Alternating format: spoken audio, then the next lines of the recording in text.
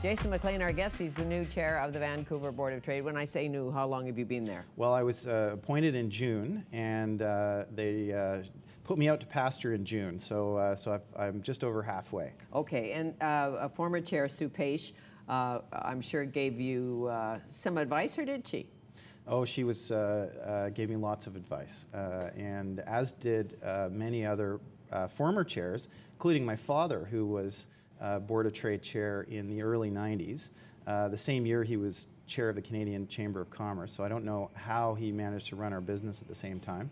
But you know, the governors, as they're called, are a group of former chairs who harass the existing chair on a regular basis right. with their advice, wanted or not. So, well, the late Dr. Don Ricks, I'm sure you met oh, yes. him. Yes, in fact, he probably championed my candidacy the earliest, and he was a real mentor to me and somebody I looked up to a great deal. You bet. Mentor to many. Yeah. A great man. Absolutely. So what did Dad tell you? Well, he said that it's going to take up a lot of time, but it's a great way to be involved in the community, and he loved it. And you know, it's a way to break out of your industry silo and to meet a lot of interesting people and to help you know, make the place we live better, and he was very supportive. Well, as you know, Mayor Gregor Robertson is trying to make this place greener. I am aware of that. You heard that. I did. And which involves things like bike lanes. Would the board take a position on bike lanes? Yes. Because many small business people are a little concerned.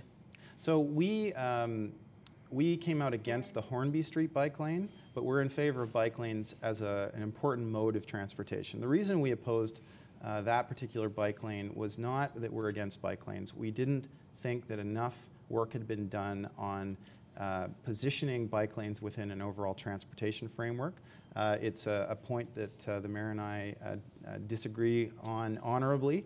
Now, that being said, in terms of the Greenest City program and a lot of the sustainability stuff that they're working on, we do support that. We think that their focus on sustainability, particularly the economic angle, where green tech and clean tech and energy and all of those areas to be supported by the city is important. In economic development, you need to have a focus. You can't be all things to all people. You need to choose areas where you think you can be successful, play to your strengths, and to that extent, we do support what the city's doing in those areas. So we may disagree on a bike lane here or there, but in terms of the overall program, we've actually had a very good working relationship. Well, if we can believe it all, some of the bike lanes are temporary. They're testing them. That's what they say. Of course, when you see concrete poured down, it's a little hard to believe that, but there are both sides of that. Believe me, everybody's counting how many bikes went down this particular bike lane over here. So regional growth strategy, I know Council was talking about it last night, about the regional growth strategy and how much control Vancouver should have over industrial lands, our industrial lands. Do you weigh in on that at all at the board? We do. I should just mention I'm on the Vancouver Police Board, and I'm involved in the policing aspect of resource allocation, and interestingly, Vancouver is really the only core city where you've got a police force that's separate from a regional police force. So we deal with the to and fro of regional allocations all the time. And in this case, the Board of Trade actually, just before I came on as chair, came out against the regional growth strategy in its current form.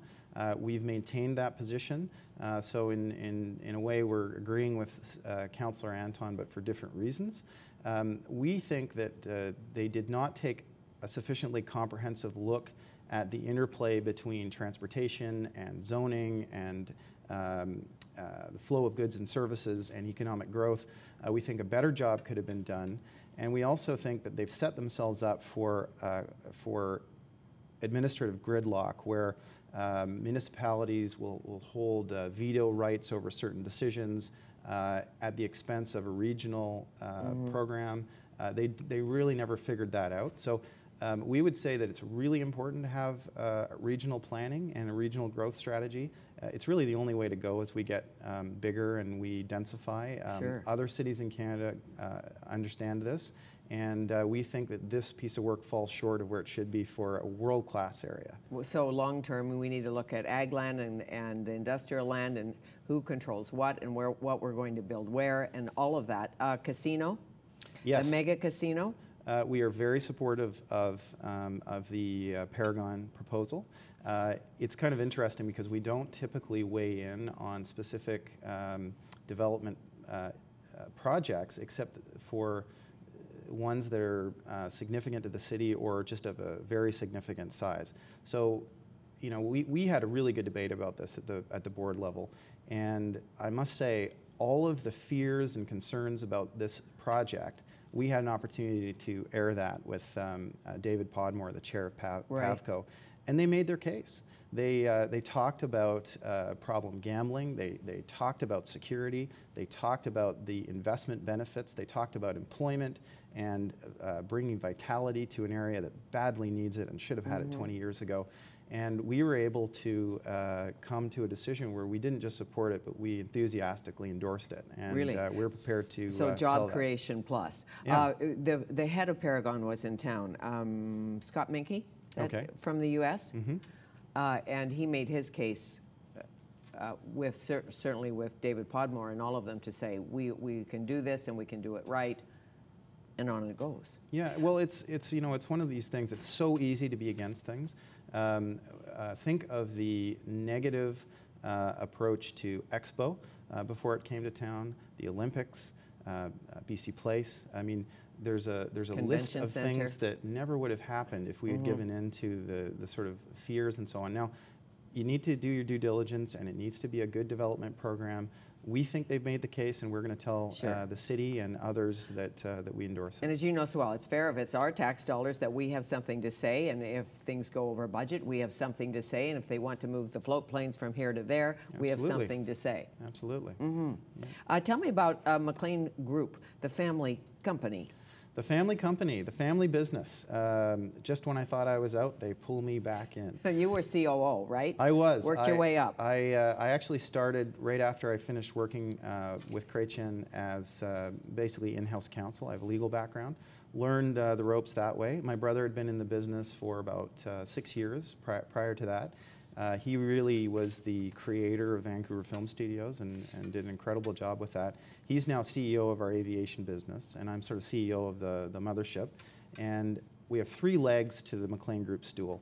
We have film studios, real estate, where we came from, and of course our aviation business, Blackcomb Aviation. And is it choppers and stuff? Yeah, we have about 16 helicopters and about 7 airplanes. And we started, and this was sort of Sasha's initiative and our partner John Morris, we started buying aviation companies starting in late 2006, and we put about 3 of them together, and to really offer a comprehensive suite of services to fairly sophisticated consumers in the utility sector. We do heli skiing, tourism, executive travel, that sort of thing, and obviously British Columbia is one of the premier, for good reason, helicopter jurisdictions in the world because of our challenging topography and all the activity that's going on. So that's been a very exciting process, and I think it's probably going to be our biggest business eventually. Well, and you love to ski and climb mountains. I do. So I sense some personal interest in that part of the company. Perhaps. I have been known to maybe have a look at a heli ski day or 2. I bet you have. And of course, anybody my parents in the family that it just sits at home and doesn't do anything? No, God, no. My parents are very, very hands-on. My dad, chairman, and my mother, vice chair. And actually, my wife made a joke yesterday. She saw a picture of the 3 of us, Scottish boys in our kilts and my mom in a pantsuit, and she said, somebody in the family's got to wear the pants. And she plays a very key role in keeping us on track. And obviously they instilled in you public service and giving back and sitting on boards, and if you want to make a difference, to get into the trenches, all of that. Tell me about the upcoming speakers. Craig Kielburger's coming. Yes, we have had a great relationship with the Kielburgers and the Free the Children group. We have a number of great speakers. Stephen Covey We have 7 Habits of Highly Effective People. That's yes, Stephen Covey? Yes. He's a good speaker. He is. And you can check out all of the upcoming events at boardoftrade.com. And we encourage your listeners to check us out, and please join us. We do over 100 major events a year. Okay, and the Right Honourable Michael Jean, I believe, is coming too. Former Governor General. Yes. And we're very much looking forward to that as well. Okay, what does it cost to join the Board of Trade?